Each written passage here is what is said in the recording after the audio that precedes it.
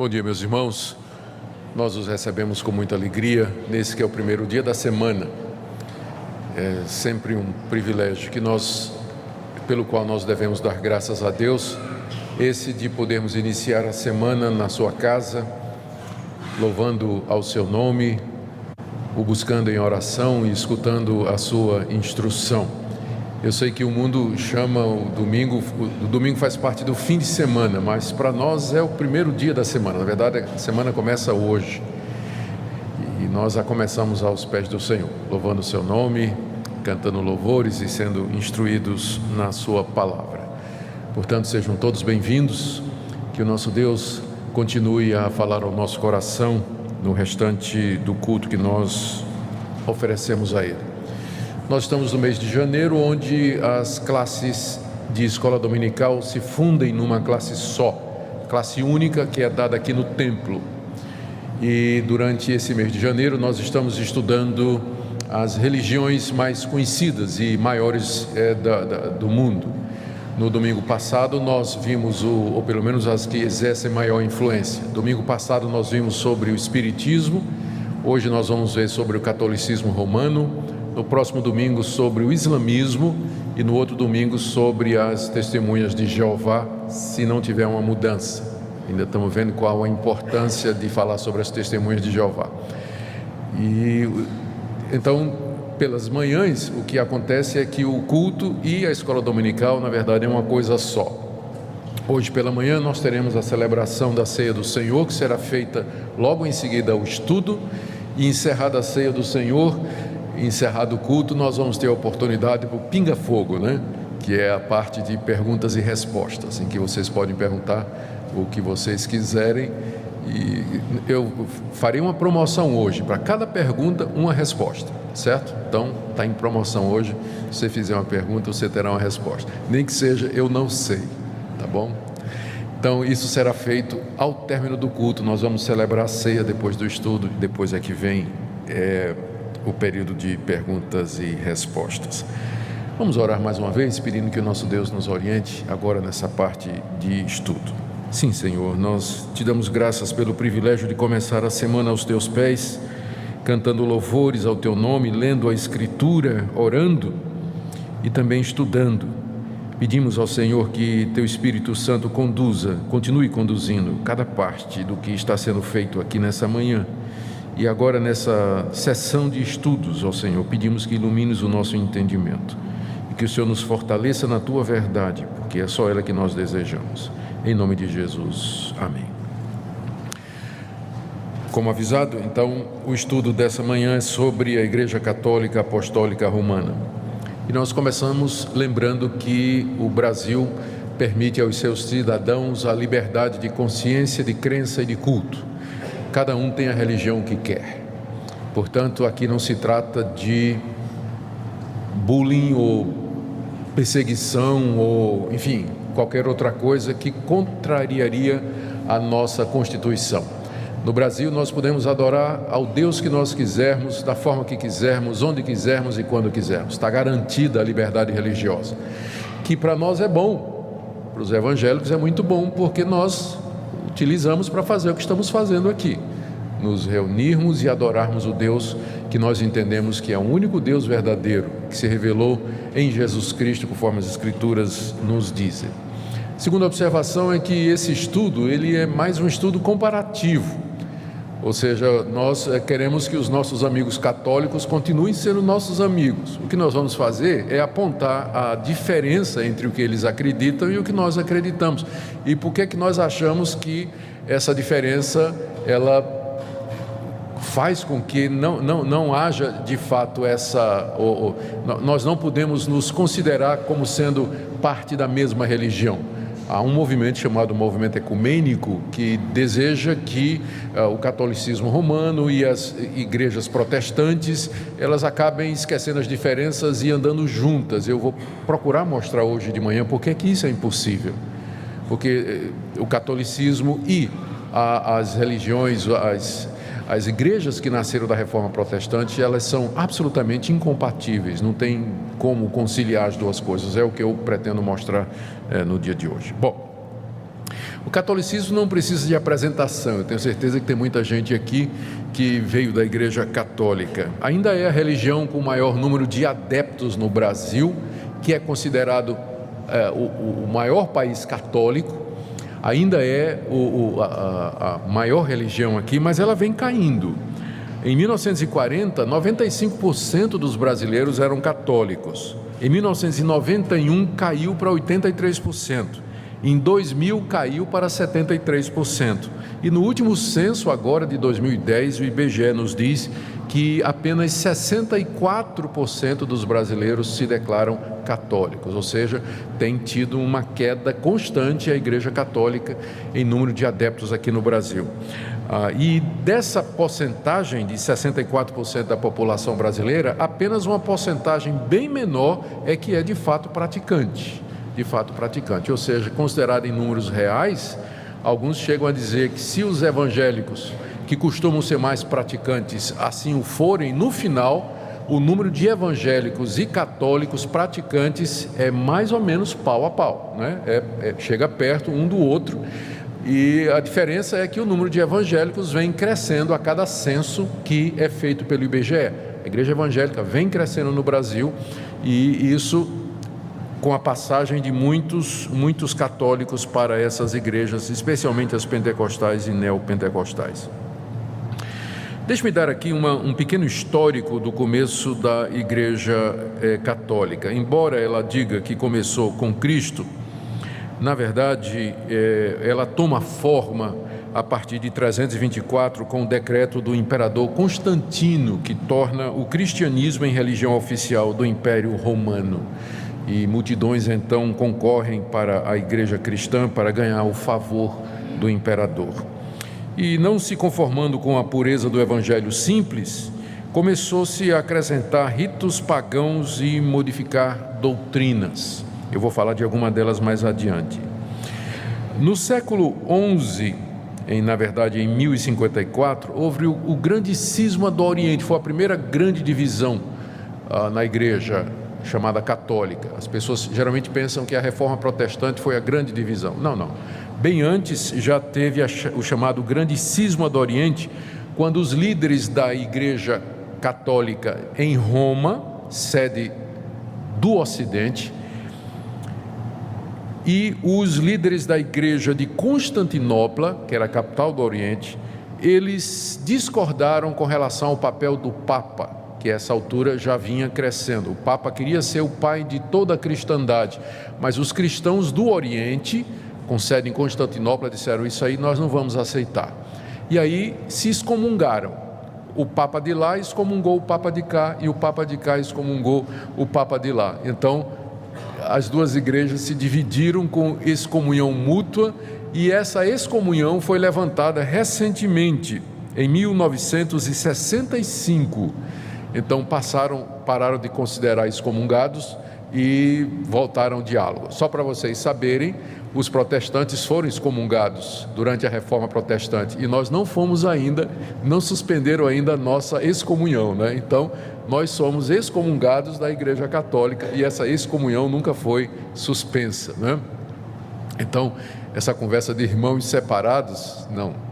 Na prática, né, oficialmente, os protestantes são heréticos e são excomungados da Igreja Católica, e de acordo com a doutrina católica, já que fora da Igreja Católica não há salvação, então nós de fato estamos perdidos indo para o inferno.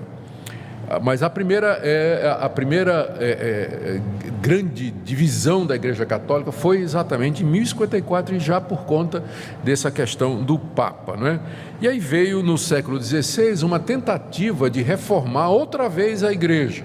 Havia muita insatisfação com a igreja, que a essa altura já estava organizada, o papado já estava funcionando plenamente, mas havia padres, sacerdotes, professores de teologia dentro da igreja que achavam que estava tudo errado. E a questão da venda das indulgências, né, vender o perdão, o Papa dava um documento escrito perdoando os pecados, e variava o quanto você podia pagar, e isso foi para construir a Catedral de São Pedro, né, lá em Roma.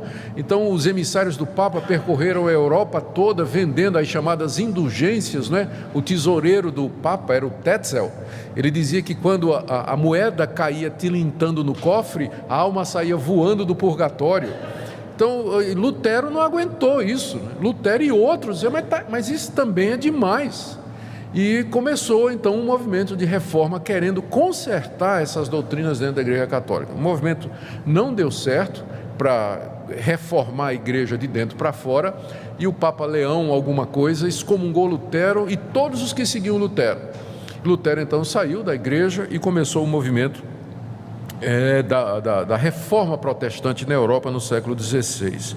E aí homens como Lutero, Calvino, Zwinglio, John Huss, eles se separaram, e aí nasceu a igreja protestante ou reformada, de onde nós viemos. O ano que vem nós estaremos comemorando 500 anos desse movimento, 500 anos da reforma protestante.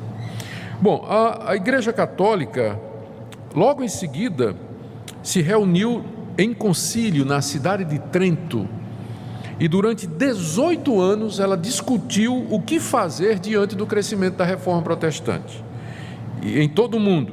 E aí esse concílio, que é um concílio extremamente importante, é chamado o Concílio da Contra-Reforma, foi quando a Igreja Católica tomou posição com relação aos protestantes. Eles fizeram o seguinte: as principais decisões que eles tomaram: condenaram a doutrina protestante da justificação pela fé. O Concílio de Trento diz: maldito todo aquele que disser que o homem é justificado somente pela fé. Então, é maldito, é excomungado, anátema, né? Então, disseram isso aí. Declarou que o único texto bíblico autêntico é a tradução de São Jerônimo, no século IV, denominada Vulgata. De fato, um pai da igreja chamado Jerônimo, a mando do imperador, no século IV, ele traduziu a Bíblia do grego, do hebraico e do aramaico para o latim.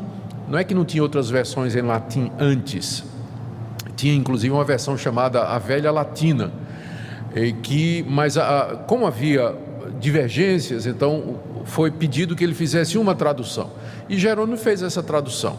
E nessa tradução ele incluiu livros apócrifos, livros deuterocanônicos. Ele fez um trabalho muito amplo. Não é que ele dizia que aqueles livros eram inspirados, mas ele aproveitou e já traduziu aquilo que circulava na época e tudo, né? Então é aí que começa a diferença da Bíblia católica e da Bíblia protestante. O Concílio de Trento diz que a única Bíblia certa é a Vulgata Latina, com acréscimo de 7 livros ao antigo cânon, lista de livros que antes eram usados. Mantiveram os 7 sacramentos da igreja. Os 7 sacramentos, eu não sei se eu me lembro de cabeça aqui, mas é o batismo, a confissão auricular, as ordens, a extrema unção, o casamento, o sacerdócio, e tem mais um que me foge agora, mas são os sacramentos da igreja. Até aqui havia 2 sacramentos, que era o batismo e ceia. Eu esqueci, a ceia. Então, são 7. Havia 2 só, batismo e ceia. E aí o Concílio de Trento reafirma mais 5 sacramentos, ou seja, meios pelos quais Deus traz a sua graça e meios pelos quais o pecador pode obter o favor de Deus. Então acrescentou para 7. Declarou a indissolubilidade do casamento. Então vocês sabem que até bem recentemente não tinha divórcio na Igreja Católica, não é? Inventaram o desquite, não é? Não sei quem lembra da época do desquite aí, não é? Que hoje também não tem mais. Hoje em dia a posição da Igreja Católica tem mudado com relação a isso, mas a indissolubilidade do matrimônio começa aí. O culto aos santos e o culto às relíquias, que são objetos considerados sagrados, foi aprovado pelo Concílio de Trento. Já havia antes, mas ele ratifica que está correto você venerar as imagens, venerar os santos, orar a eles, pedir a interferência deles, e você também cultuar ou venerar as relíquias, tipo assim, um pedaço da cruz, o santo sudário, todos aqueles objetos que estariam ligados à vida de Cristo ou aos santos, aquilo era então, podia ser adorado. É nessa época é que surge um pouco antes, surge o rosário, que é um colar, não é, com 150 continhas, que eles usam para fazer as orações a Maria e a Cristo. E depois o escapulário, que era também uma espécie de veste, né, por baixo da roupa, que era considerada santa. Inclusive, eu procurei essa declaração, como eu não achei, então não trouxe, porque eu não quero dizer o que eu não tenho certeza. Mas eu me lembro de ter lido que dizia que se alguém morre com escapulário, então ele de fato vai ter o perdão dos seus pecados. É quando a doutrina também, no Concílio de Trento, a doutrina do purgatório e das indulgências é reafirmada, embora a questão das indulgências sofreu uma repressão por parte da Igreja Católica, porque ela admitiu que houve abusos, não é?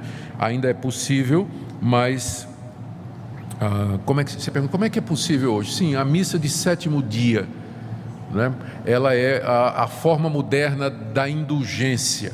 Você paga essa missa e é uma missa em que é feita a oração 7 dias depois pela alma daqueles que foram embora. Então continua se pagando pelo perdão de pecados, né? Só que de uma outra forma. Esses dogmas do Concílio de Trento, que foram passados, começou em 1546, eles nunca foram revogados, né? Nunca foram revogados, então continua valendo para a Igreja Católica.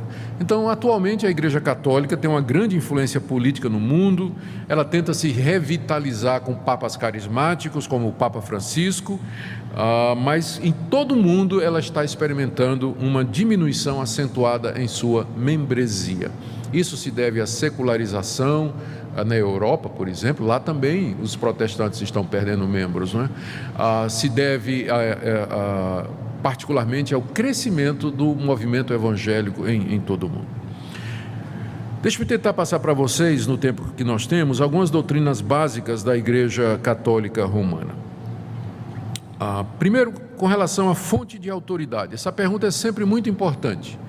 O que é que uma determinada religião ou grupo religioso aceita como fonte de autoridade?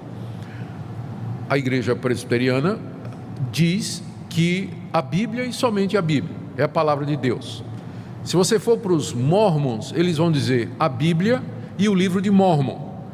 Quando a gente estudar o islamismo, vocês vão ver que a fonte de autoridade é outra. Eles vão aceitar a lei do Antigo Testamento, as palavras de alguns profetas, o Evangelho de Jesus e o Alcorão, que foi a revelação que Deus deu a Maomé. Sempre o Espiritismo, como nós vimos no domingo passado, aceita como fonte de autoridade a Bíblia e as informações dos espíritos através dos médiuns.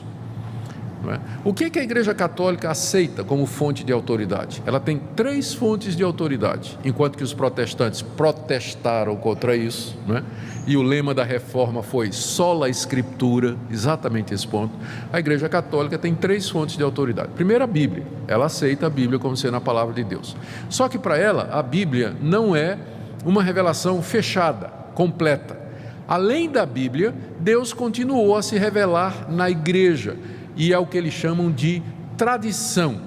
É aquilo que os pais da igreja no século II, século III, foram percebendo que era a verdade de Deus, o desenvolvimento dessas doutrinas que estão na Bíblia e que tem que ser recebidas no mesmo nível de igualdade da Bíblia, a tradição oral.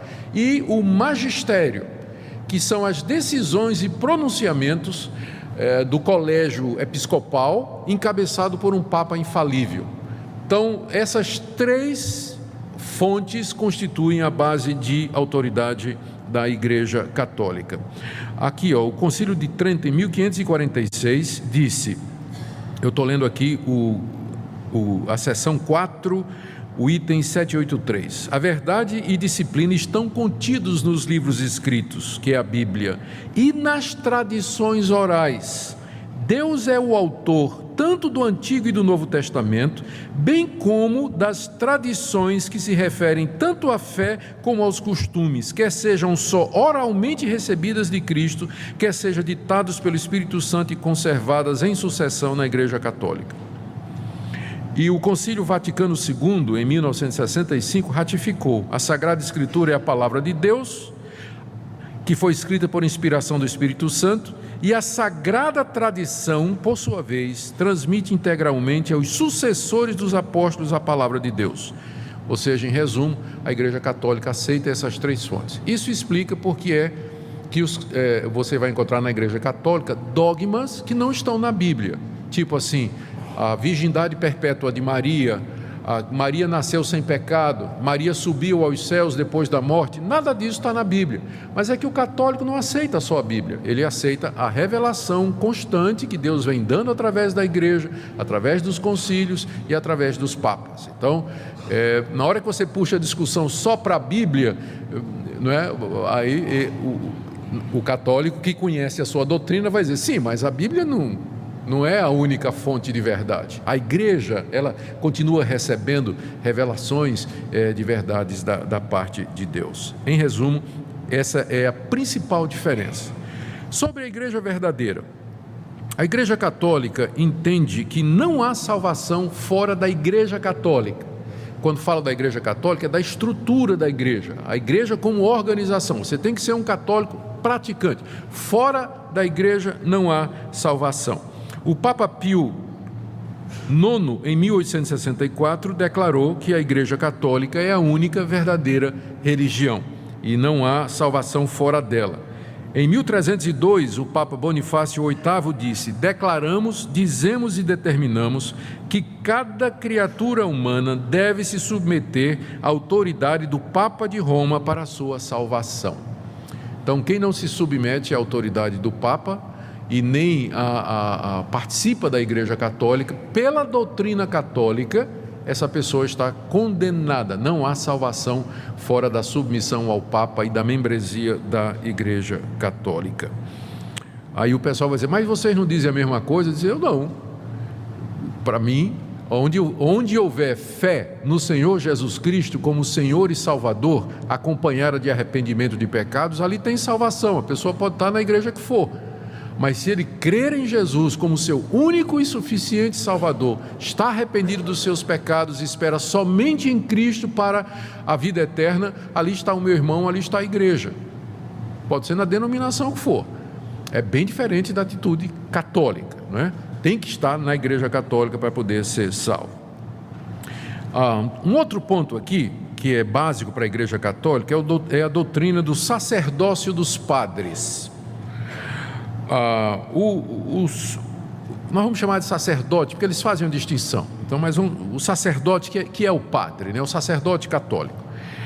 O Concílio de Trento, de 1546, considerou o sacerdote como sendo capaz de perdoar pecados como Deus. Não a pessoa do sacerdote, mas é que ele está representando Jesus Cristo. E essa doutrina católica do sacerdócio dos padres, o padre funcionando como mediador entre Deus e os homens, eles entendem que é uma continuação do sacerdócio do Antigo Testamento. No Antigo Testamento, Moisés estabeleceu pessoas, sacerdotes, que ofereciam sacrifícios sobre o altar e intercediam diante de Deus pelo povo. E se voltava para o povo e pronunciava a absolvição, o perdão de pecados. Eles entendem que o sacerdote católico exerce a mesma função, só que agora, em vez de sacrifícios, o sacerdote media a missa, é o santo sacrifício da missa. Então, em vez de ser um sacrifício de um animal, é o pão e o vinho, que são o corpo de Jesus. Então eles dizem, a doutrina católica diz, que pelas palavras do sacerdote, o pão e o vinho, a hóstia, né, se transformam no corpo de Cristo. Eles fazem inclusive uma diferença aqui, para dizer o seguinte, o que muda, eles aqui estão usando o pensamento de um filósofo grego chamado Aristóteles, que fez a distinção entre forma e essência, entre essência e acidente. Ele diz, quando o sacerdote pronuncia as palavras, isto é o meu corpo que é dado por vós, fazer isso em memória de mim, então o pão e o vinho continuam na forma, no acidente, da mesma maneira, mas a essência deles se transubstancia no corpo e no sangue de Cristo. Então de fato, Cristo está ali presente em corpo, cabelo, osso, nervo, sangue, músculo, ele está ali.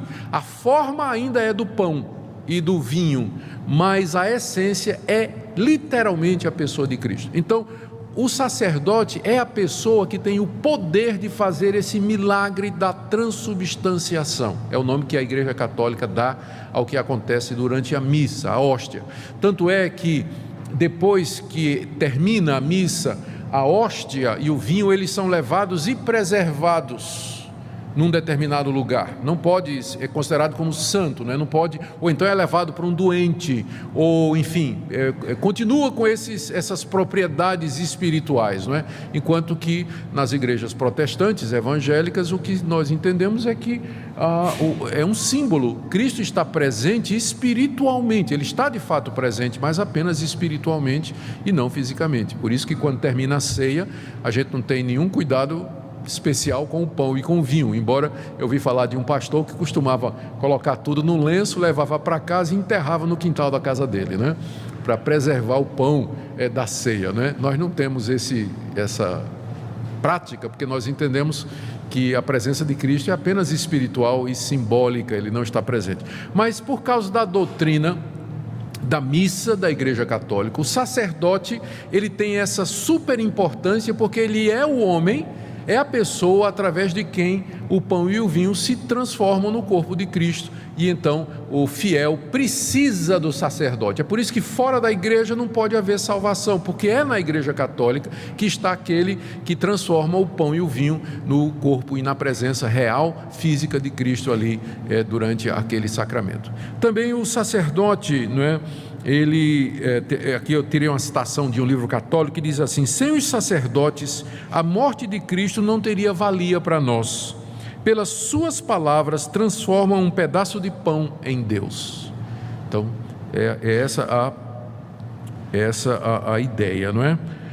E exatamente também por conta disso, é que o sacerdote, ele é capaz de perdoar pecados na confissão auricular. Ele pode declarar que os pecados daquele penitente que está confessando os seus erros no confessionário estão perdoados. O sacerdote é aquele que faz a extrema unção, que prepara o católico para a morte. A extrema unção, a última unção, é aquele momento em que ele então redime e perdoa os pecados daquela pessoa que está às portas da morte. Por isso, na Igreja Católica, o sacerdote, o padre, o ministro, ele tem essa posição elevada, enquanto que nas igrejas protestantes o pastor é um membro normal da igreja, né? O pastor não tem esses poderes, a não ser em algumas igrejas que apareceram por aí, que tem apóstolo que faz coisa do arco da velha.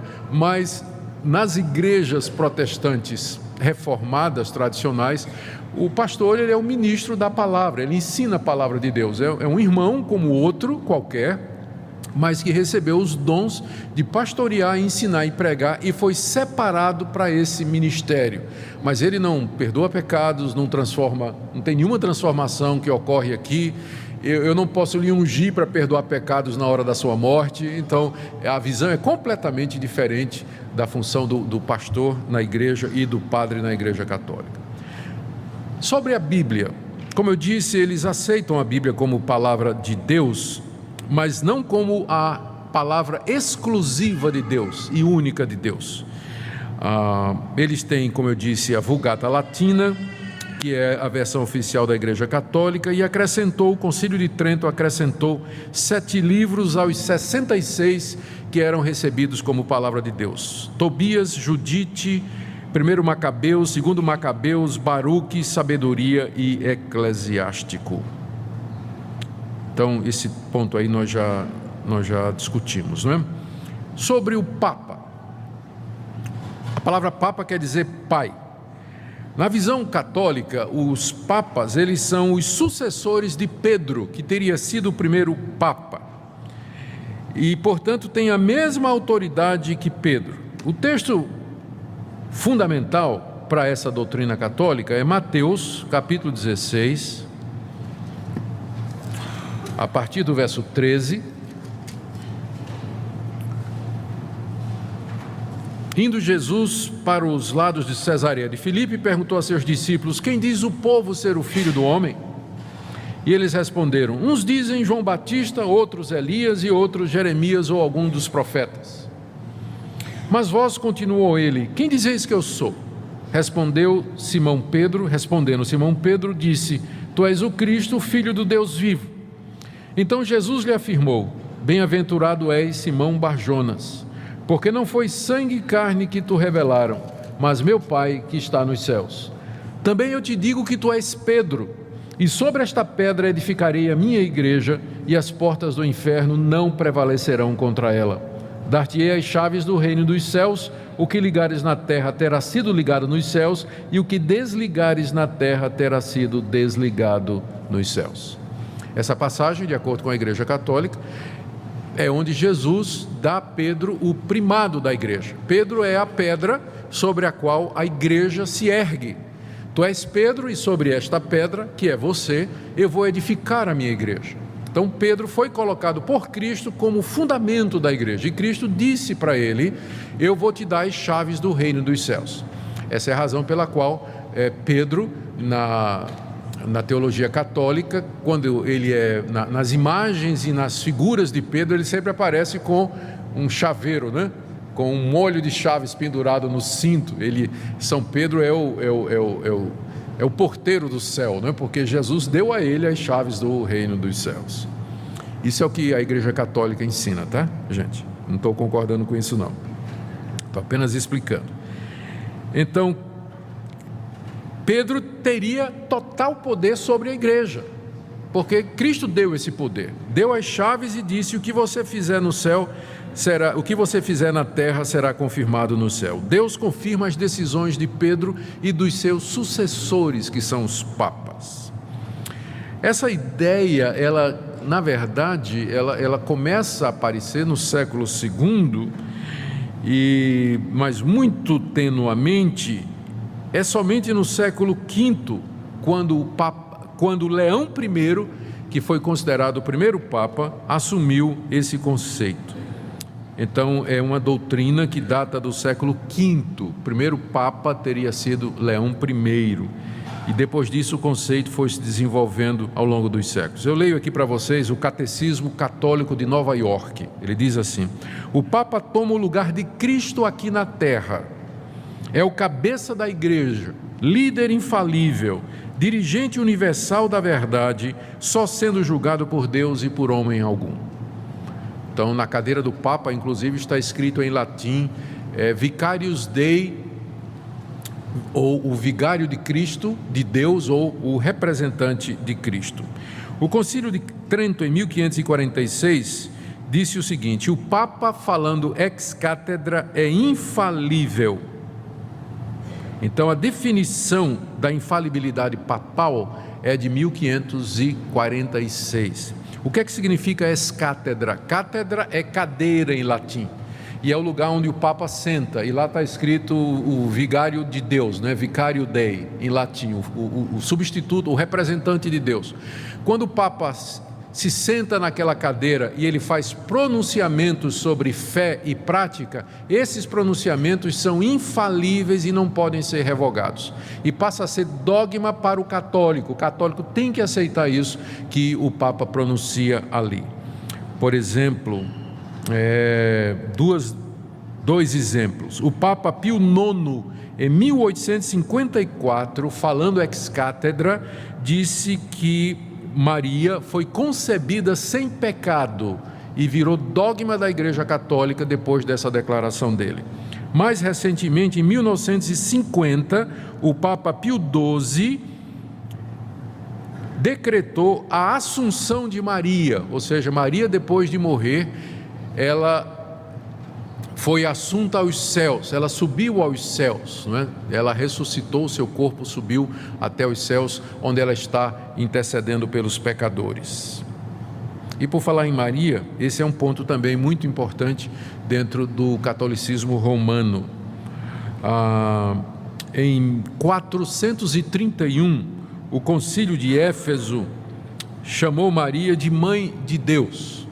A razão pela qual esse concílio, tão cedo na história do cristianismo, chama Maria de Mãe de Deus, é porque eles estavam lutando contra uma heresia que dizia que Jesus não tinha corpo real, Jesus era uma aparência. O nome dessa heresia era docetismo. Então os docéticos diziam que Jesus, porque era Deus, não é? Porque era Deus, ele não poderia ter um corpo humano verdadeiro. Então, reagindo a isso, os cristãos daquela época se reuniram e disseram: não, Jesus foi concebido da Virgem Maria, ele tinha um corpo real e verdadeiro, e sendo ele Deus, portanto, Maria é mãe de Deus. Jesus é verdadeiro. A ênfase era na divindade de Cristo e a sua humanidade, só que eles fizeram isso via Maria, né? Então Maria é a mãe de Deus. Faltou o cuidado de dizer que Maria é a mãe da parte humana de Jesus, porque Deus de fato não tem mãe, mas o concílio definiu isso aí. Maria passa a ser considerada então a mediadora entre Deus e os homens. Vocês todos já devem ter visto aqueles plásticos no vidro traseiro do carro de alguns amigos católicos dizendo: pede à mãe que o filho atende, não é? Pede à mãe que o filho atende. Em 1854, o Papa, eu já falei, decretou a Imaculada Conceição de Maria. Em 50, olha o que o Papa Pio XII declarou: Maria ressuscitou dos mortos logo após a sua morte, foi levada aos céus e lá entronizada como rainha dos céus. Então, na teologia católica, Maria está agora assentada no trono à direita de Deus, juntamente com Jesus Cristo, e ela é a mediadora entre Deus e os homens, entre Deus e Cristo. Purgatório é uma doutrina que foi declarada como dogma em 1439 por Gregório o Grande. Tomás de Aquino, que é o grande teólogo católico, ele diz assim: no purgatório o sofrimento é idêntico ao do inferno, só que dura menos. Purgatório, na teologia católica, é um estado após a morte, em que entram aqueles que cometeram pecados mortais e, após certo sofrimento, esses pecados são purificados e eles sobem aos céus. A teologia católica faz diferença entre pecado mortal e pecado venial. São 7 pecados mortais: gula, blasfêmia, assassinato, mentira, adultério, e tem os pecados veniais, que são todos os outros. Os pecados veniais, eles podem receber perdão aqui, se você seguir toda a tramitação católica para isso: a missa, confissão auricular, extrema-unção, esmolas, tudo. Os pecados mortais, você ainda tem uma chance depois da morte, que é o purgatório. Você vai para o purgatório para purgar pelo sofrimento esses pecados que não foram perdoados durante a sua vida aqui. E para diminuir o tempo de sofrimento no purgatório, é possível os vivos, os parentes e os amigos, abreviar o tempo de sofrimento dando esmola para a igreja, fazendo penitência ou pagando missa de 7º dia. Então daí vem a oração pelos mortos dentro da igreja católica. A orar por aquelas almas que estão no purgatório, para que o sofrimento delas seja abreviado e elas possam imediatamente passar para o céu depois do tempo de sofrimento. Então pode-se e deve-se orar pelos mortos, pagando a missa de 7º dia, para que se abrevie seu tempo no purgatório e logo se vá ao céu.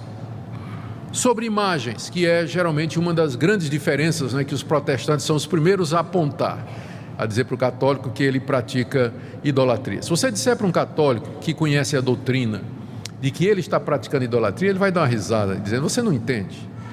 Não, existe uma diferença na Igreja Católica entre veneração e adoração. Adoramos somente a Deus, mas veneramos os santos. Então, como é que isso começou? Isso começou no século VI com o Papa Gregório Magno.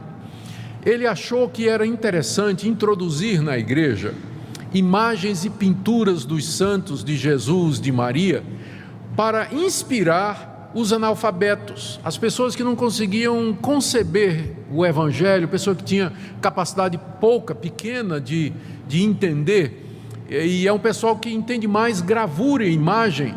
Então esse Papa, ele entendeu que trazendo para dentro da igreja as imagens e os símbolos ajudaria numa forma de catequese para as pessoas, não é? Só que isso que começou com um objetivo didático, para ensinar, acabou sendo corrompido e as pessoas começaram, na verdade, a se dirigir às imagens dos santos, enfim, para fazer as suas devoções. Em 787, o segundo concílio de Nicéia regulamentou isso e fez essa distinção. Disse que venerar vem do verbo grego douléo, que significa servir, e é a atitude que o católico pode ter para com os santos, para com as imagens e as relíquias. Eles veneram, no sentido que eles respeitam, eles fazem devoções, dirigem orações, fazem pedidos aos que já morreram, mas a adoração, que vem do grego latreu ou latria, é dirigida somente a Deus. Só que na prática, o catolicismo popular não tem a menor ideia dessa distinção. A gente sabe disso. As pessoas, na verdade, se curvam mesmo diante das imagens, diante da imagem de Maria, e prestam a essas imagens adoração, dirigem orações, fazem pedidos, fazem promessa, cumprem voto. Então, se isso não é adoração, eu não sei o que é. Acaba sendo uma distinção semântica apenas, porque na prática é a mesma coisa. No catecismo, o catecismo católico, ele traz a lista dos 10 mandamentos, e é interessante, o terceiro mandamento, o segundo mandamento que está na Bíblia, inclusive na Bíblia deles, diz: não farás para ti imagens de escultura, não as adorarás, nem lhes darás culto. É o segundo mandamento, que proíbe que os que conhecem a Deus façam imagens ou representações de Deus ou de qualquer outra coisa e preste culto àquela imagem. O catecismo católico tirou esse mandamento, e para completar 10, dividiu o 10º mandamento em 2. O 10º mandamento diz assim: não cobiçarás a mulher do teu próximo, não cobiçarás coisa alguma do teu próximo, nem o seu boi, nem o seu jumento, nem nada. O que é que o catecismo católico fez? Ele dividiu esse mandamento em 2. O 9º mandamento passa a ser: não cobiçarás a mulher do teu próximo, e o 10º mandamento passa a ser: não cobiçarás as coisas do teu próximo. Por quê? Porque tirou o segundo mandamento, que diz: não farás para ti imagem de escultura. Então, os 10 mandamentos no catecismo católico é diferente dos 10 mandamentos que você tem aqui, porque foi excluído o mandamento a respeito das imagens. Embora na Bíblia católica, na Vulgata, tenha. E, por fim, talvez a diferença mais importante é a justificação do pecador diante de Deus. Como é que a pessoa é justificada diante de Deus? A teologia católica admite que Cristo morreu na cruz pelos pecadores, admite que Ele deu sua vida para perdoar pecados. Contudo, a justificação do pecador, o perdão que é dado ao pecador, não é um ato de Deus em que Ele nos considera justo e nos perdoa os pecados de uma vez para sempre. Mas o que é que acontece? Deus infunde, Ele derrama dentro de nós a sua graça e a sua justiça, que nos capacita a fazer boas obras.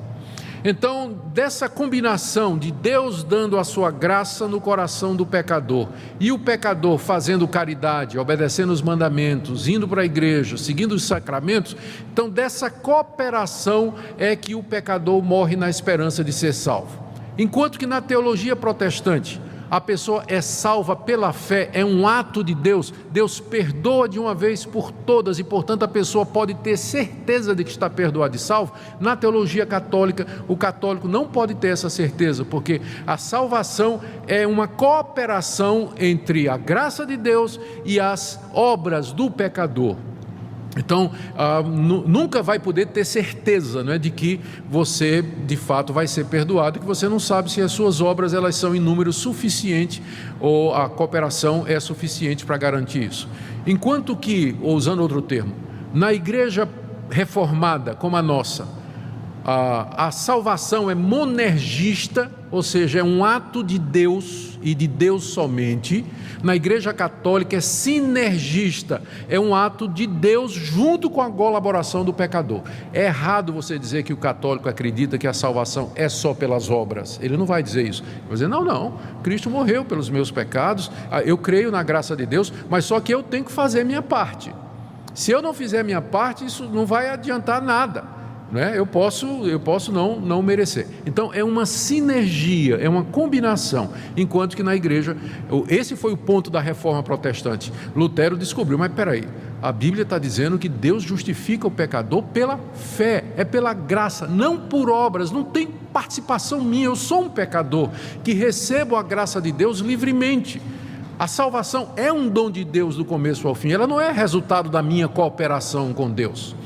E você vê como essa ideia, né, sinergista, esse pensamento católico da cooperação do pecador na salvação, ela impregnou a nossa cultura brasileira. Eu costumo dizer que os evangélicos brasileiros continuam com a alma católica, porque é duro para o evangélico, não é, entender isso. Ele sempre fica pensando que ele tem que colaborar para a salvação dele, para a justificação dele. E aí, quando chega seitas evangélicas dizendo, você tem que dar isso, você tem que fazer campanha tal para poder fazer a sua salvação, você tem que fazer sacrifício e tudo mais, o brasileiro vai com muita facilidade, porque essa mentalidade de cooperação com Deus para a salvação está na raiz do povo brasileiro, que foi colonizado pela Igreja Católica. Né? Ideias populares do tipo assim, você vê escrito na traseira do caminhão, né? O bom filho Deus ajuda. Já viram aquela caminhão que tem uma plaquinha atrás, o bom filho Deus ajuda, né? Então, essa cooperação sua com Deus para a salvação, isso é da teologia católica. As obras que são necessárias para que o pecador participe para ser salvo, o católico participe para ser salvo, incluem a confissão, participação na missa e extrema unção. Olha o que é que o Concílio de Trento, aquele da Contra-Reforma, declarou na seção 6ª, no cânone 9. Se alguém diz que o pecador é justificado pela fé somente, significando que nada mais é requerido para cooperar a fim de obter a graça da justificação, que seja maldito. Ou seja, nós somos, de acordo com o Concílio de Trento, malditos, porque nós cremos exatamente nisso, que a justificação é pela fé. Cristo fez uma obra completa, não tem nada mais a ser feito, a não ser humilhar-se diante de Deus, reconhecer que é pecador e receber gratuitamente o perdão completo que Cristo comprou na cruz por nós. Muito bem, estas são algumas das doutrinas fundamentais e principais da Igreja Católica. Em que é que os protestantes, então, divergem, não é? O que é que deu origem à reforma protestante, que vai fazer 500 anos, não? Por que essa diferença toda? Bom, primeiro com relação ao conceito de igreja, e quem é o seu cabeça. De acordo com a Escritura, e eu quero aqui pegar Efésios, capítulo 1, Efésios capítulo 1, verso 22 e 23,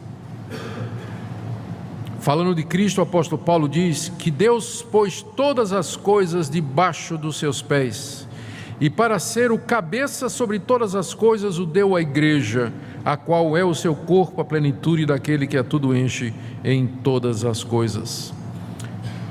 E aqui no capítulo 5 da carta aos Efésios,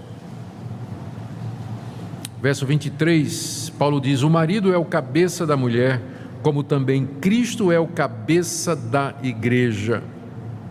Cristo é o cabeça da igreja. E juntamente com estas duas passagens, há dezenas de outras no Novo Testamento que diz que quem é o cabeça da igreja é Jesus Cristo. Jesus Cristo é o cabeça da igreja, Ele é o Senhor da igreja, Ele é o centro da igreja, é dele que procede toda a autoridade no céu e na terra. Dizer que o Papa é o cabeça de Cristo o transforma num usurpador, e foi por esse motivo que os reformadores disseram que o Papa é o anticristo, aquele que a Bíblia diz que iria se levantar contra Cristo e tomando o lugar de Cristo. A Confissão de Fé da Igreja Presbiteriana do Brasil afirma isso, que o Papa é o anticristo, porque ele se declara o cabeça da igreja e o líder supremo da cristandade. Então, de acordo com a teologia protestante, não é? Essa é uma usurpação, querer tomar o lugar de Cristo dentro da sua igreja. Membros da igreja são todos aqueles que nasceram de novo pela fé em Cristo Jesus. Evangelho de João, capítulo 1.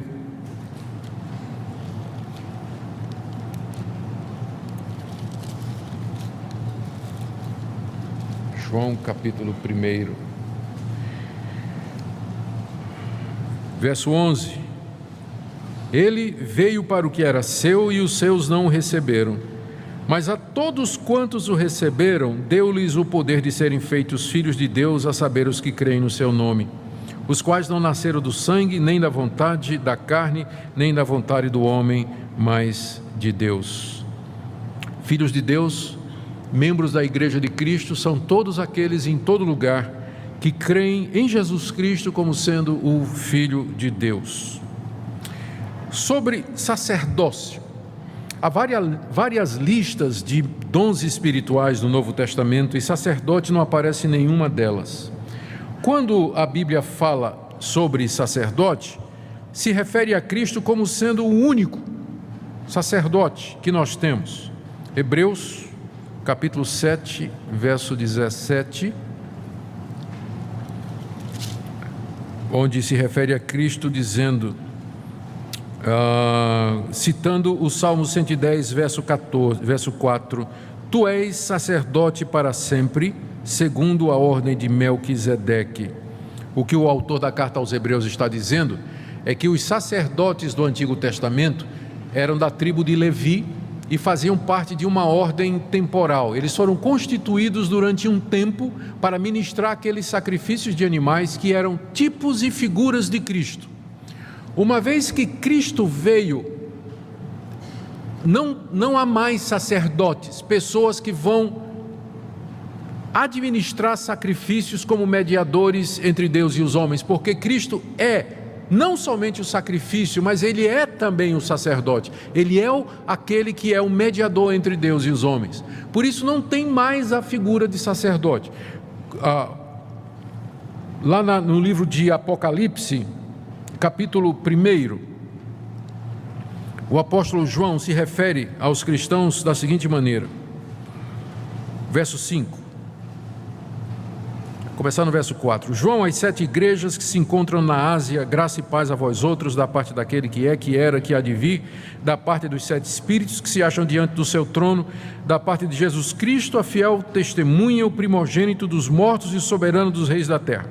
Aquele que nos ama e pelo seu sangue nos libertou dos nossos pecados e nos constituiu reino, sacerdotes para o seu Deus e Pai, a Ele a glória e o domínio pelos séculos dos séculos. Amém. Aqui o apóstolo João nos diz que Cristo fez de todos nós sacerdotes. Todo cristão, ele é um sacerdote. Não acabei ainda. Vê 1 de Pedro, porque essa doutrina é importante aqui, para a gente entender. Na 1 de Pedro,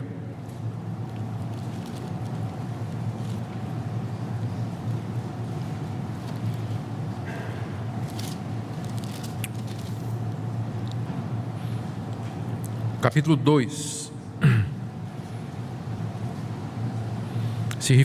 escrevendo aos cristãos, Pedro diz, verso 9: Vós, porém, sois raça eleita, sacerdócio real, vocês são sacerdócio real, nação santa, povo de propriedade exclusiva de Deus.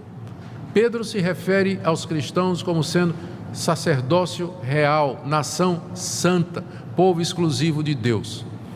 Quando os reformadores iniciaram a reforma da igreja no século XVI, eles acabaram com essa distinção entre sacerdócio e leigo, entre esse ofício de sacerdote, não é?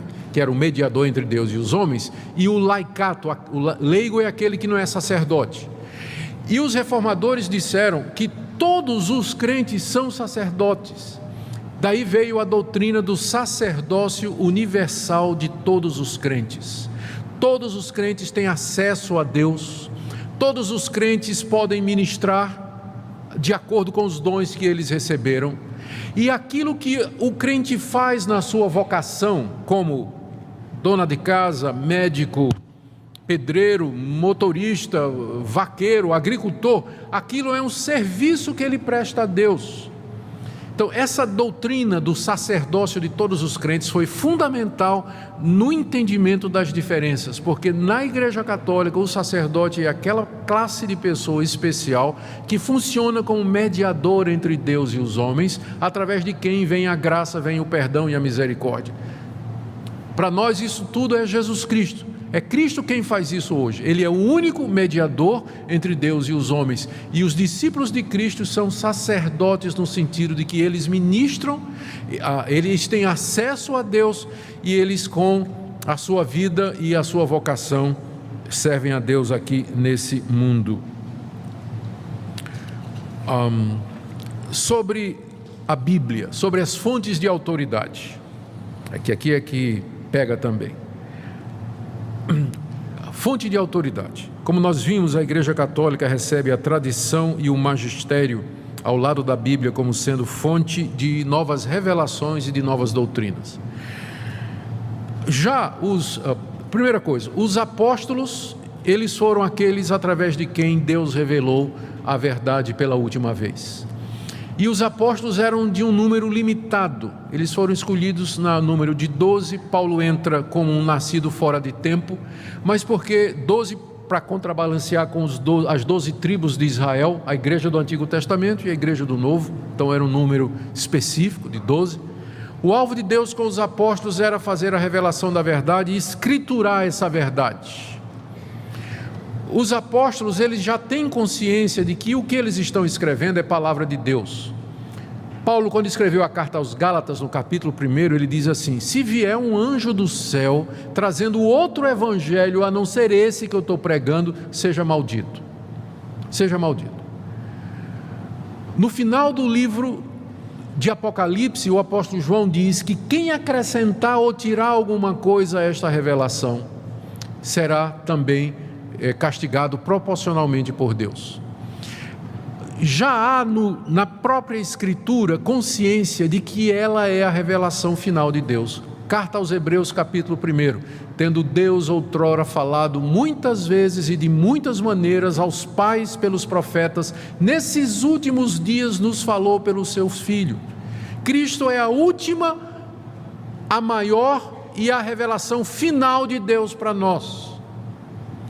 O Novo Testamento registra essa revelação, e ao encerrar a Bíblia, Deus, entendam o que eu vou dizer, não tem mais nada a nos dizer.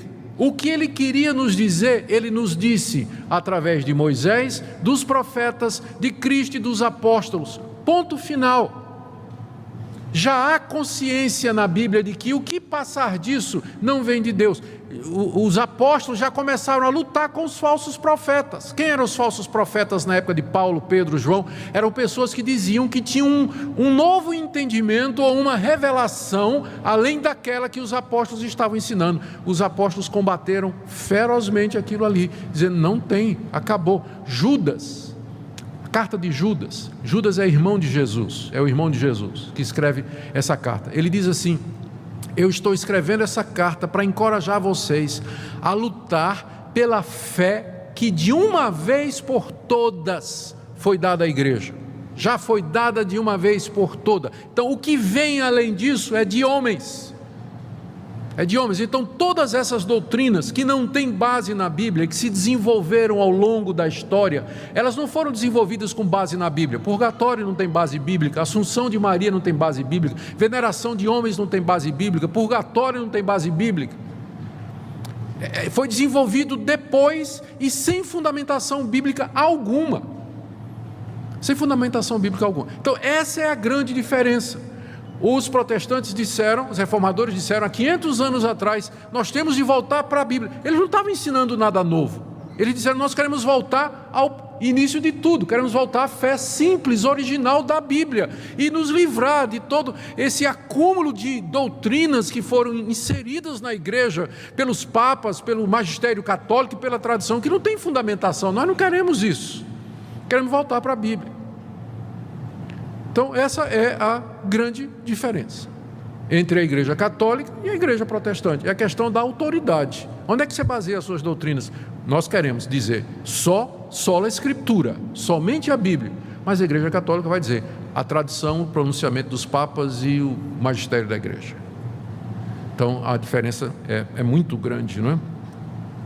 Agora, vamos voltar lá para o outro ponto central, que é a interpretação de Mateus 16. Pedro é de fato o Papa? É isso que Jesus quis dizer? Mateus 16, verso 18, palavras de Jesus a Pedro: eu te digo que tu és Pedro, e sobre esta pedra edificarei a minha igreja, e as portas do inferno não prevalecerão contra ela. Dar-te-ei as chaves do reino dos céus, o que ligares na terra terá sido ligado nos céus, e o que desligares na terra terá sido desligado dos céus. Uma regra simples de interpretação bíblica é que você não forma doutrina a partir de uma única passagem. Como a Bíblia foi dada progressivamente e seus escritores são vários, você tem que ver como é que aquela verdade ela é apresentada em outras passagens da Bíblia. A pergunta é: o resto da Bíblia confirma que Pedro é o Papa, é a pedra, é o chaveiro do céu, infalível, a quem Jesus deu toda a autoridade? A resposta é um sonoro não. Não. Vamos conferir. Logo depois que Jesus deu essas palavras a Pedro, se a gente continuar lendo, olha o que é que nós encontramos. Verso 21. Nesse tempo começou Jesus a mostrar aos discípulos que era necessário seguir para Jerusalém e sofrer muitas coisas dos anciãos, dos principais sacerdotes e dos escribas, ser morto e ressuscitado no terceiro dia. Então Pedro, a quem Jesus já tinha dito: tu és Pedro, e sobre essa pedra edificarei minha igreja, darei as chaves dos céus, etc. Pedro, chamando-o à parte, começou a reprovar a Jesus, dizendo: tem compaixão de ti, Senhor, isso de modo algum te acontecerá. Mas Jesus, voltando-se, disse a Pedro: arreda, Satanás, tu és para mim pedra de tropeço. A pedra aqui é de tropeço. Tu és pedra, mas de tropeço, porque não cogitas das coisas de Deus, e sim das dos homens. Como é que né? Infalível ele não era, com certeza, né? Está na cara de que ele não era infalível. E para ser a pedra sobre a qual a igreja seria edificada, está uma pedra meio bamba, né? Meio incerta e meio insegura. Continuando, capítulo 18. Como se deve tratar o irmão culpado? Jesus diz a partir do verso 15: se teu irmão pecar contra ti, vai arguí-lo entre ti e ele só. Se ele te ouvir, ganhaste a teu irmão. Se porém não te ouvir, toma ainda contigo uma ou duas pessoas, para que pelo depoimento de 2 ou 3 testemunhas toda a palavra se estabeleça. E se ele não atender, diz a igreja. Se recusar a ouvir também a igreja, considera como gentio e publicano. Em verdade vos digo que tudo que ligares na terra terá sido ligado nos céus, e tudo que desligares na terra terá sido desligado nos céus. Ué, isso aqui não foi uma promessa para Pedro? No verso 18, tudo que ligares na terra, não é isso? Tanto é que ele tem as chaves do céu, mas aqui Jesus está dando a mesma promessa para a igreja. Então é óbvio que não era exclusivo de Pedro. As chaves dos céus está com a igreja, no sentido de que é a igreja que tem a pregação do evangelho, que abre o reino dos céus para os homens, e a recusa desse evangelho fecha o reino dos céus para os homens.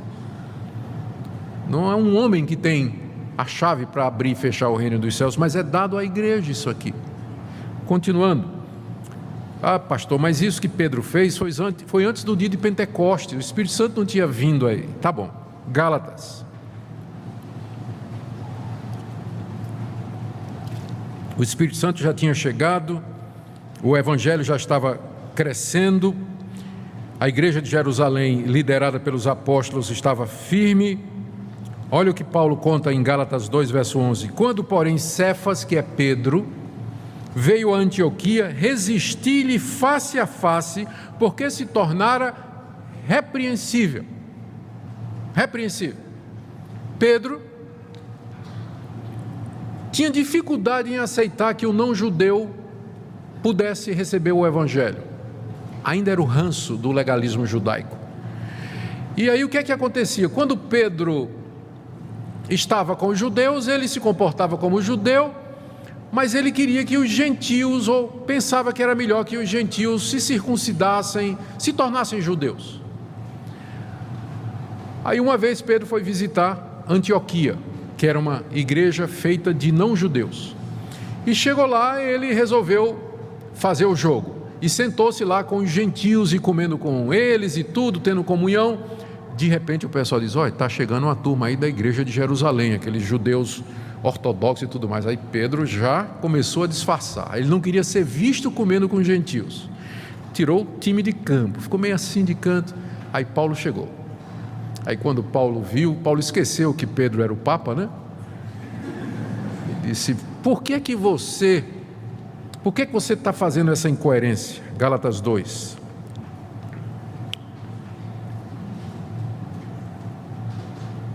Verso 14: quando vi que não procedia corretamente segundo a verdade do Evangelho, eu disse a Cefas na presença de todos: se tu, sendo judeus, vive como gentio e não como judeu, por que obrigas os gentios a viverem como judeus? Ele expôs a incoerência de Pedro. Então, é um papa que não é, se for papa é falível, né? Porque pelo menos há vários outros, há pelo menos 2 registros do erro. Mas vamos perguntar a Pedro quem é a pedra. A melhor coisa é isso, né? A gente ir direto na fonte e perguntar: Pedro, quem é a pedra então? Abra aí na primeira carta de Pedro.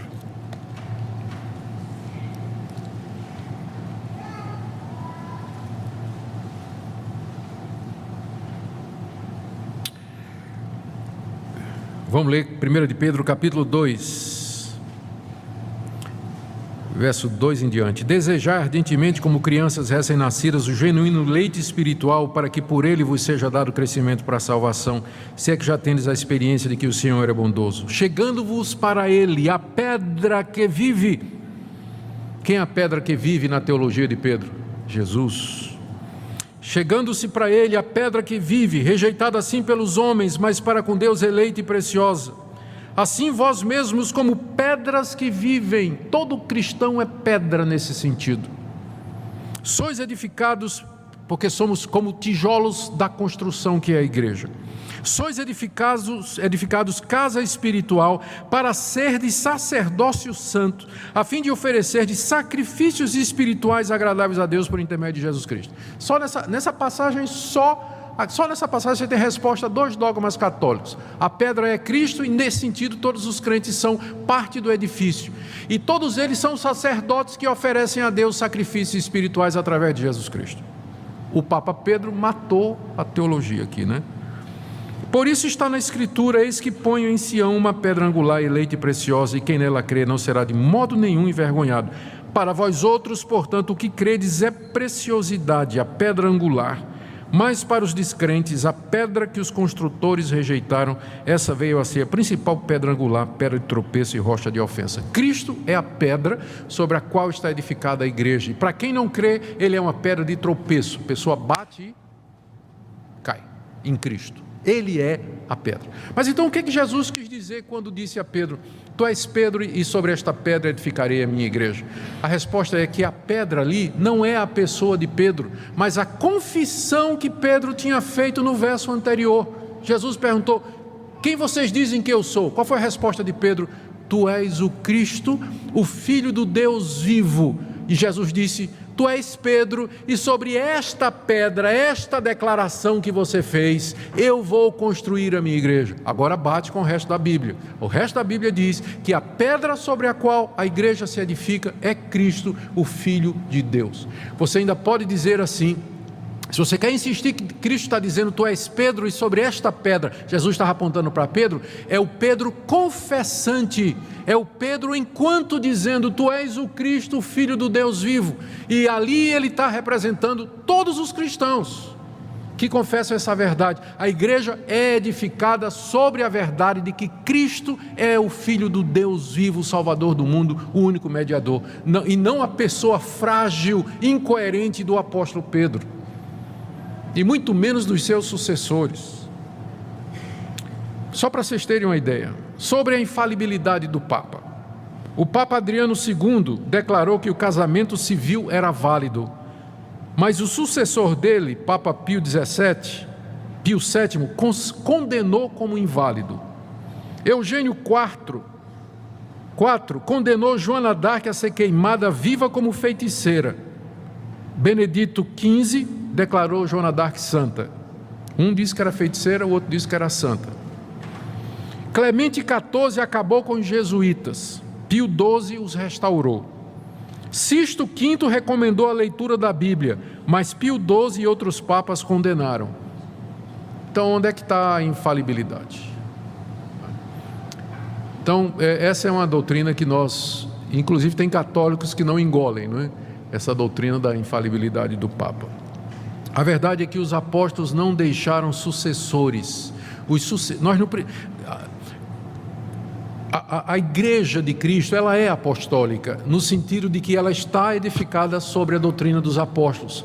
Mas eu não preciso de um apóstolo hoje, porque quando eu abro a Bíblia, eu ouço o apóstolo Pedro, o apóstolo Paulo, o apóstolo Mateus, o apóstolo João, eles estão aqui com você, comigo.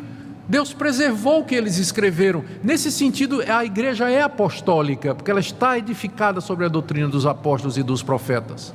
Eu não preciso de um representante ou descendente ou sucessor vivo de uma linhagem histórica que remonta ao tempo dos apóstolos ou ao próprio Jesus Cristo. É nesse sentido que eu me considero um cristão apostólico, porque a minha crença está baseada naquilo que os apóstolos ensinaram. Meu problema não é com igreja católica, porque a igreja católica significa simplesmente universal. Apostólica, também não tenho um problema com isso. Meu problema é com o romana. Esse é o nosso problema, certo? Essa é a nossa dificuldade. Mas eu sou um cristão católico apostólico e você também. O problema é que nós não somos romanos. Temos dificuldade com essa parte aí, porque de Roma saíram todas essas doutrinas que nós entendemos que não estão de acordo com a palavra de Deus. Sobre Maria, pouca coisa precisa ser dita, não é? Os evangélicos, eles devem lembrar que Maria de fato foi uma judia piedosa, temente a Deus, e às vezes por conta dos exageros católicos sobre a pessoa de Maria, a gente nem prega sobre Maria, né? É difícil um pastor evangélico pregar sobre Maria, porque tem medo dos abusos lá, mas Maria é um exemplo para nós. Ela é uma mulher de fé, sem dúvida, entra na galeria daquelas santas mulheres piedosas que serviram a Deus através da história da igreja, mas isso não quer dizer que nós vamos admitir coisas que a Bíblia não diz sobre ela, que ela nasceu sem pecado. O argumento da igreja católica para que Maria nasceu sem pecado é que ela não podia ter pecado, porque senão Jesus nasceria com pecado. Então, para que Jesus nascesse sem pecado, Maria não podia ter pecado. Mas aí você vai ter que usar o argumento ad hominem ou ad infinito. Então Maria, a mãe de Maria, também não podia ter pecado. E a mãe da mãe de Maria também não podia ter pecado. E aí você vai ter que admitir a existência de uma linhagem que vem de Adão, de pessoas que nunca tiveram pecado para poder resultar em Cristo Jesus. Vejam o absurdo disso aí. A respeito dela ser mediadora entre Deus e os homens, não é? A Bíblia nos diz em 1 Timóteo, capítulo 2, de 5 a 6, há um só Deus e um só mediador entre Deus e os homens, Jesus Cristo, o homem. E em João 14, 6, Jesus Cristo disse: eu sou o caminho, a verdade e a vida, ninguém vem ao Pai senão por mim. Então está muito longe da Bíblia o dogma a respeito de Maria. Sobre a missa nós já explicamos que o sacrifício de Cristo foi feito de uma vez por todas e ele não se repete. E, portanto, na ceia nós apenas celebramos em memória. Sobre o purgatório, a Bíblia é muito clara. Mais uma vez, você não encontra na Bíblia a doutrina do purgatório, que depois da morte a pessoa vai purgar os seus pecados através do sofrimento nesse lugar. Quando a Bíblia descreve o que acontece depois da morte, é sempre dizendo que há apenas dois lugares, dois estados e duas situações. Em João 3, 16 a 18 está dito que Deus amou o mundo de tal maneira que deu o seu Filho unigênito para que todo aquele que nele crê não pereça, mas tenha vida eterna. E aí ele acrescenta no verso 18, dizendo assim: quem nele crê não é julgado, O que não crê já está julgado, porque não crê no nome do unigênito Filho de Deus.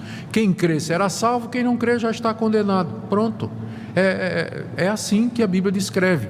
A história do rico e Lázaro, lá de Lucas 16, volta a dizer isso. 2 pessoas morreram, uma foi para o céu, outra foi para o inferno. Não havia consciência do que estava acontecendo, desejo de retornar, tudo aquilo foi vedado, o lugar era a situação era fixa e imutável. Hebreus capítulo 9,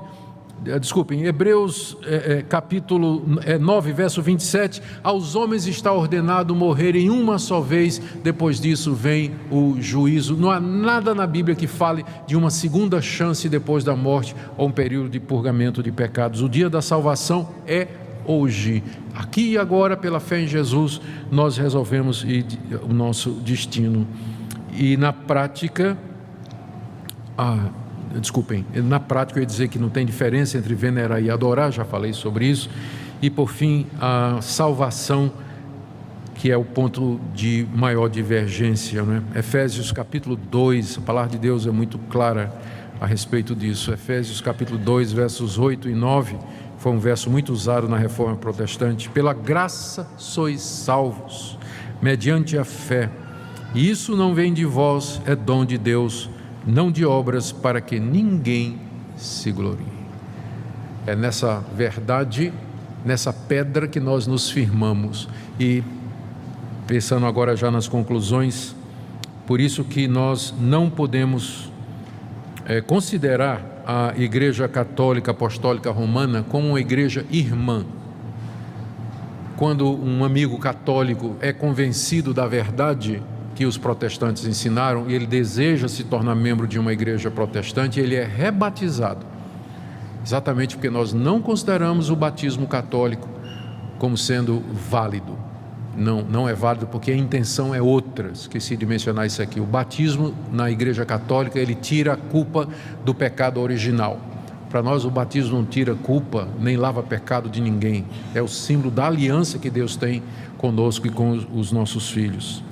A Confissão de Fé de Westminster, nós já dissemos, considera o papado como sendo o anticristo, ou como expressão do anticristo, alguém que toma o lugar de Cristo aqui nesse mundo. A Igreja Presbiteriana proíbe os pastores de realizar culto ecumênico com sacerdote católico. Então, não me convide na sua formatura, se você quiser um culto ecumênico, eu vou ter que ficar constrangido, mas vou dizer não, porque a Igreja Presbiteriana proíbe os seus pastores de participar de culto ecumênico, exatamente porque não considera a Igreja Católica como sendo uma igreja irmã, uma igreja que seja irmã. Quer dizer então que não tem crente verdadeiro na Igreja Católica? Não, eu não estou dizendo isso. Na verdade, eu creio que tem. Pela graça de Deus, eu creio que há pessoas dentro da Igreja Católica que já entenderam, mas aí eles não vão se sentir muito bem em casa, lá, né? A pessoa que entendeu que ela foi salva pela graça, pelo sacrifício completo de Cristo, e ela crê somente em Jesus Cristo, ela vai começar a se sentir incomodado com a veneração aos santos, a relíquia, a ênfase em Maria como mediadora, a exortação para que seja submisso ao Papa e aceite esses dogmas, né? Pode até haver, eu creio que há gente que crê de fato em Jesus e somente em Cristo para a sua salvação na Igreja Católica, mas eu acho difícil compreender como é que ele se sente confortável quando ele ouve estas outras coisas que são tão contrárias àquilo que ele acredita, que Cristo e somente Cristo é o Salvador, que Padre não perdoa pecado, confissão não perdoa pecado, extrema unção não perdoa pecado, quem perdoa pecado é Deus mediante Jesus. Quando eu me arrependo e creio nele, confesso os meus pecados e peço perdão. Então, como dissemos, no Brasil há liberdade de crença, não é? Todo mundo acredita no que quiser, e aqui não se constitui nenhum embaraço ou bullying, não é, dos nossos amigos católicos, apenas explicando as diferenças que há entre aquilo que nós cremos e aquilo que a Igreja Católica acredita. Vamos orar. Nosso Deus, nós não queremos apenas um debate de opiniões, mas nós queremos ficar firmes na verdade, e nós entendemos que essa verdade está revelada na Bíblia. Nos ajuda a entender a Bíblia com clareza, a não acrescentar nada e que tudo que nós façamos tenha fundamentação na Bíblia, porque ela é a tua palavra, palavra de Deus, como espada, martelo, rocha, fogo, escudo, lâmpada. São todas essas figuras que ela usa para nos dizer da sua importância e da sua exclusividade. Pedimos, nosso Deus, que nos perdoe quando fomos além da Bíblia ou ficamos aquém do que ela ensina. Nós queremos pedir também quando, às vezes, temos sido intransigentes com aquelas pessoas que não pensam como nós. Nos ajuda a amar e a mostrar a verdade em amor. E nós oramos por aqueles que estão aqui nesta manhã e que ainda não compreenderam a verdade simples do Evangelho, que teu Filho Jesus é a pedra, a rocha, quem nele crê não será envergonhado, e que nele há plena e completa salvação. Ajuda os nossos filhos a entender a importância da igreja, da classe de catecúmenos, da doutrinação. Senhor, não é por causa da instituição, por causa da figura da igreja, mas porque nós queremos a verdade, queremos te servir dentro da verdade. Tu procuras aqueles que te adoram em espírito e em verdade, e é isso que nós queremos ser e fazer. Agora, Senhor, quando vamos celebrar a ceia, dê que seja um momento de confirmação na verdade daqueles que creem e de despertamento para aqueles que ainda estão em dúvida. É o que nós te pedimos em nome de Jesus. Amém.